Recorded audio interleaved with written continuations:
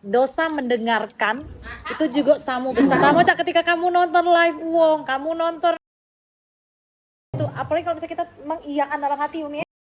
Atau kalau tidak salah yang aku baca tuh kalau kita tidak apa sih namanya Umi?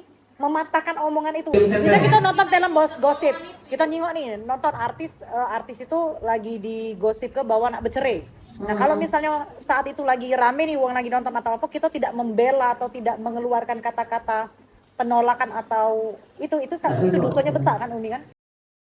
Pengen menanggapi tadi dari Ibu Lurah, dari Wongnya langsung yang berpengalaman. Kalau aku nih ilmu dunia sudah sampai S3, tapi kalau ilmu fitnah sampai S7, STR.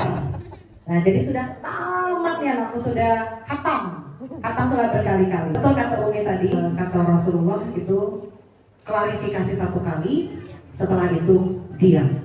Nah ini yang aku lakukan. Cuman salahnya aku adalah ketika sudah diam, dibalas lagi sama si tukang fitnah, kadang-kadang hati masih gatel, masih dongkol, akhirnya aku jawab lagi. Dan benar kata Umi, tidak berhenti. Ibarat kata tuh api, kita kasih dia minyak lampu, kita kasih bensin, terbakar lagi.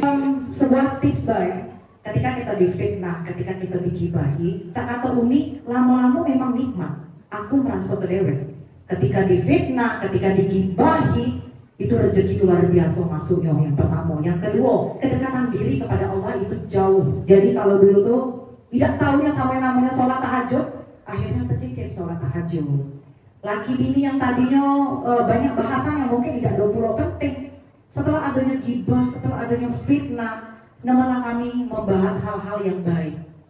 Dan termasuk juga kajian yang diadakan ini juga adalah hadiah dari kelulusan S7 tadi, fitnah dan gibah, yang artinya Allah tuh pasti akan menyiapkan sebuah hadiah untuk kita ketika kita memang dilempari dengan gibah dan fitnah dan sebagainya. Dan aku setuju juga kata Umi tadi bahwa ada orang yang sesungguhnya baik akan merespon hal-hal yang buruk seperti ini dengan keburukan. Artinya masa kita sama pecah uang itu?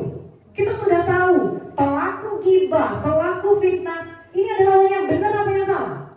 Salah, meskipun yang uji tadi aku bener kok, aku gibahi dia untuk bener. Misalnya dia ini tadi tukang apa yang dia sebutkan tadi, mungkin ada orang tadi tuh maaf menikah, ujinya tadi MBA misalnya atau apa, benar yang dia sampaikan, tapi salah calon atau salah, ini tetap gibah, tetap jadi salah. Yang artinya ketika kita diam atau ketika kita justru membalas apapun keburukan itu dengan kebaikan, inilah kita sebenarnya yang sesungguhnya baik. Dan percayalah baik, yang namanya waktu itu akan menjawab pelan-pelan.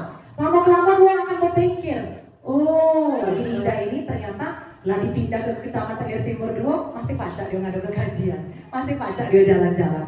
Atau sudah dikasih Allah berdentang-dentung ini permasalahan, tapi ternyata dia masih tetap tegak. Uang yang punya otak pasti bisa berpikir. Percayalah bahwa minyak itu akan bersatu dengan minyak, dan tak perlu kita melok campur ke biar kelak. Atau di dalam Al-Quran juga tertulis bahwa setan itu sampai dengan kita mati pun tugasnya mereka itu adalah meracuni kita. Jadi diam ke baik, biar ke. Satu hal lagi, mungkin ini cuma tips baik, pentingnya untuk kita dekat dengan orang-orang yang soleh. Jangan salah tempat curhat. Kaget kita curhat, yo aku digibah ke uang. Yang tempat curhat ini tadi kompor pula meleduk. Akhirnya kita malah nanggapinya dengan hal yang salah. Oh iya memang budak itu memang mulutnya lebesnya, gocol bulurang. Datang bulurah ini dari bulan akhirnya kan.